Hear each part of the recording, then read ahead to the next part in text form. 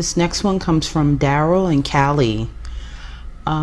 In what way does spirituality, holistic meds, play in the healing, therapeutic, or treatment of people with or that suffer from mental, psychological illness or disorders?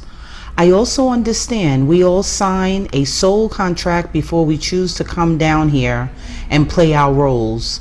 I have a son that started out great, plus he got me into spirituality.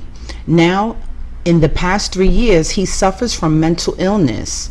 Can you offer any words or wisdom, possibly a few books? Your answers is greatly appreciated. I appreciate that question. This is a very deep question. I need to know, when did your son change? What changed his mental state? Did he engage in drugs? And or was he trying to perform some ritual work that maybe he wasn't ready for? And these are just general questions that need to be asked. Also, I need you to understand what we consider mental illness has to be questioned, because if we are the ones who are supposed to be mentally stable and we are going along with all of this chaos that we see, perhaps we are the ones who are mentally ill. So a lot of the so-called mentally ill people have the ability to see and pierce through all of this craziness, but they don't know how to adjust to it because they know the whole thing is not real. We, the ones who think we are mentally in control, are the ones who are actually mentally insane, because we believe all of this craziness. We wearing masks, we running around conforming to all of this nonsense. So let's begin to question who's mentally out of place and who's not.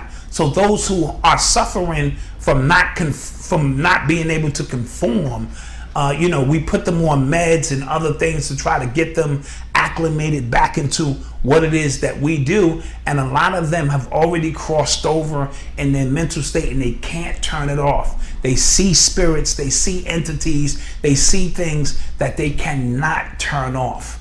That's the awakening of that first eye. And sometimes it's a drug experience that goes wrong that causes the chaos, and now that particular child can't get back into the mind state that you used to love. And you just have to continue to love these individuals and try to get them on something. Meditating is going to have to be a really big in that state, getting them to focus, getting them to lock in as much as they can, because even though we are dealing in a world of an illusion, knowing that this is an illusion and being able to prepare yourselves differently is very important. Because I know half the things I see, maybe more than half the things I see, are garbage and not real, but I still have to function in this third dimensional paradigm. And a lot of our so-called, the ones who are mentally lost, they can no longer function in this reality, and they would rather leave it to you guys to figure out. And and they're ready to make not just the mental transition, they're also ready to make the physical transition as well. So I'm wishing you the best. If you can get your son to meditate, if you can get your son to relive just the last 3 years, so you can get to that breaking point, or so-called breaking point, when things went wrong. And once you identify where it so-called went wrong, whether it was drugs, ritual, mushrooms, psychedelic, whatever the case may be, a ritual where somebody maybe walked into his body and has taken over his body.